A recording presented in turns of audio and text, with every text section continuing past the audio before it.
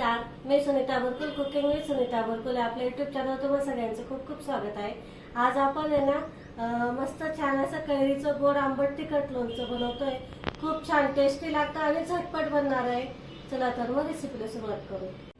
तर आपण साहित्य बघून घेऊ। इथे मी 2 कैऱ्या घेतलेल्या आहेत। या जास्त आंबट नसतात, या घेतलेल्या मी। तुम्हाला जर आंबट आवडत असेल तर तुम्ही त्या घेतल्या तरी चालेल।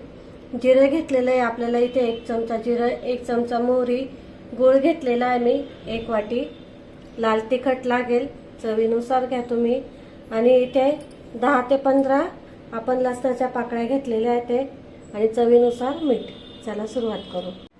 सर्वात आधी आपल्याला आहे ना कैऱ्या आहे ना धुवून घ्यायच्या आहे। मस्त छान अशा स्वच्छ धुवून घ्यायच्या, म्हणजे काय ना याला चीक वगैरे जर लागलेला असतो ना तो आहे ना निघून जातो। म्हणून मी आहे ना जास्त 5 मिनिटं जरी तुम्ही पाण्यात ठेवल्या ना तरी पण चालेल। हे बघा छान स्वच्छ धुवून घेतले।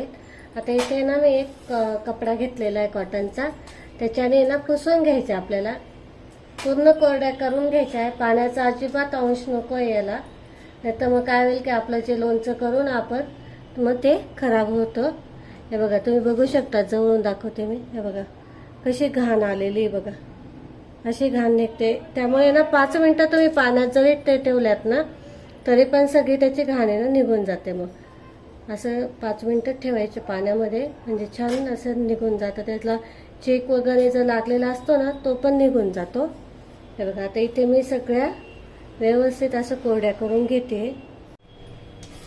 हे बघा आता हे जे आहेत ना कैरीचे हे असतं ना मागची साईड ही ना काढून टाकायची, आणि आपल्याला हे जे कटर आहे ना कटरने साळून घ्यायच्या ह्या। हे बघा असं काढून घ्यायची साल पूर्ण।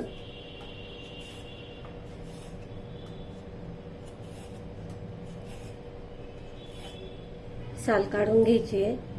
हे बघा असे आहे ना मस्त कैरी आहे ना सोलून घ्यायची सगळी। हे बघा अशात ना आता आपल्याला कापून घ्यायचं आहे। हे जे बी हे असतं ना त्याची कोय ती काढून टाकायची आहे। असे बारीक बारीक कापून घ्यायचं आपल्याला लगेच। पतल्या पतल्या स्लाइस करून घ्यायच्या। तुम्हाला आवडतील त्या पद्धतीने करा तुम्ही। हे बघा 1 चमचा तेल घेतलेलं आहे। तेल आहे ना छान गरम होऊ द्यायचं। हे बघा जिरं टाकायचं,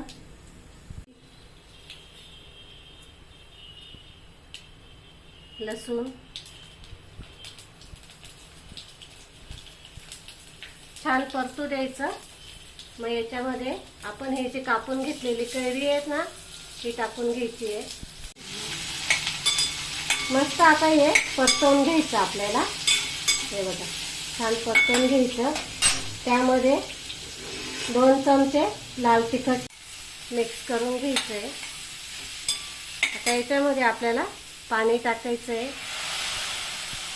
हे बघा थोडं पाणी टाकायचं आहे, जास्त नाही टाकायचं। आणि आता हे छान शिजू द्यायचं। वाफ काढून घेऊ आपण याची एक। हे बघा अर्धा वाटी आपण इथे गूळ वापरतोय। चवीनुसार मीठ टाकायचं, मिक्स करायचं,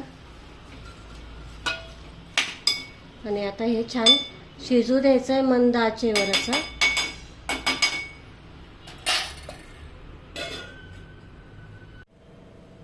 हे बघा बघा मस्त छान इथं आपलं लोणचं बनवून तयार झालेलं आहे। एकदम झटपट।